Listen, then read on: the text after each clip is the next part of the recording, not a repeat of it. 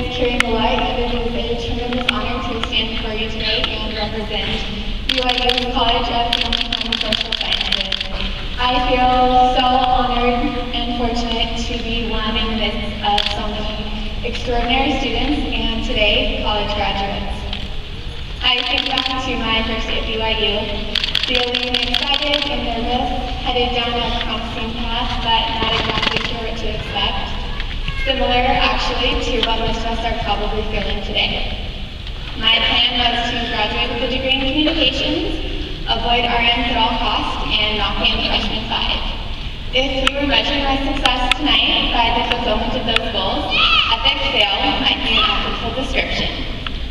One thing I have learned in the past 4 years at BYU, however, is that things rarely work out exactly as planned, but if we continue to work hard and rely on the Lord, life will produce far better outcomes than we could have ever premeditated. I remember advice I received from several well-meaning individuals before that first semester, advice that I'm sure many of you also received.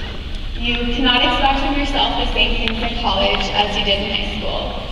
The classes would be more difficult, it would be more challenging to be successful in your schoolwork if you got involved in multiple extracurricular activities, and you'll be studying with a much higher caliber of students and professors.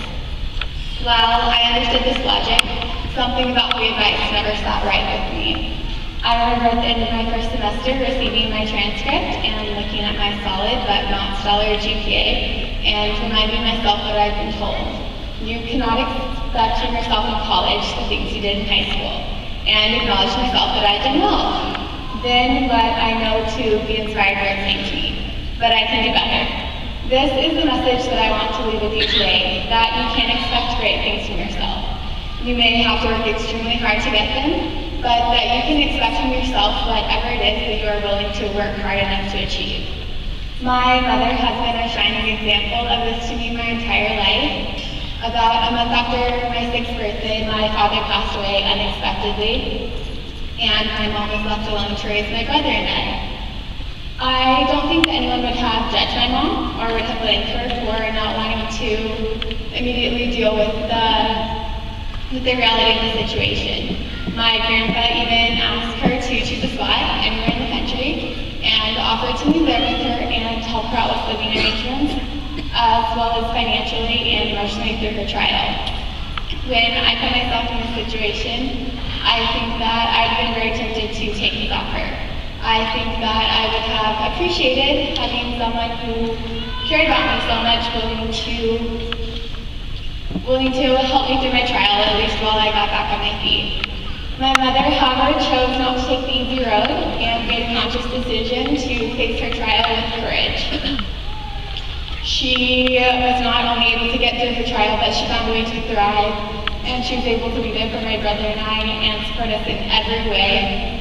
She was able to become financially self-reliant, which she was able to do because of her college degree, and started her career in finance. 16 years later, she is the controlling accountant at a medical university and the most amazing individual that I know. She's amazing, however, not because of her circumstances, but because of how she chose to handle them.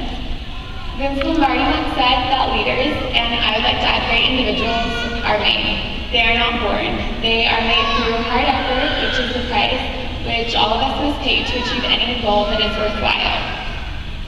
So whatever your goals are in life, whatever your trials have been to this point, and whatever accomplishments you have made up until this point in your life, you can expect great things from yourself in the phases of life to come.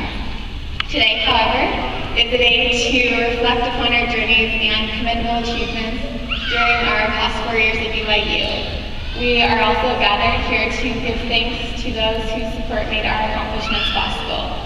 To our faculty and teachers, thank you for believing in us, for entrusting in us understanding, and for holding us to a higher standard.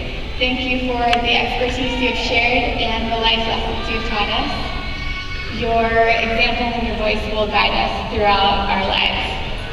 To our parents, to our family, and to our friends, thank you for your support. Thank you for sharing with us the highs and the lows, for cheering alongside us when we aced that impossible test or got that internship, and for comforting us after a confident walk down the testing center stairs, only to see a less desirable score than we would have hoped for, and for all of our other trials. We could not have done it without you. To fellow and future students at BYU, I count my place in the class at this university as one of the marked distinctions and privileges of my life. Embrace this time in this university and let it do for you what it has done for me. To the class of 2012, this will forever be one of the great rides of our lives. The fatigues and frustrations will of course be long remembered, but hopefully fade and pale in comparison to the fulfillment that this education should bring to your life. We have been prepared to do great things here. Our legacy as graduates is to strive for excellence in whatever endeavors we have and whatever paths we choose. Remember that you can expect from yourself whatever it is that you're willing to work hard enough to achieve. My parting hope for us tonight is that we can always hold ourselves to a higher standard without considering ourselves ahead above. To the church, to BYU, to our professors, to our family, to our friends, and to each other, it is with special emphasis that I close with thank you and all the best.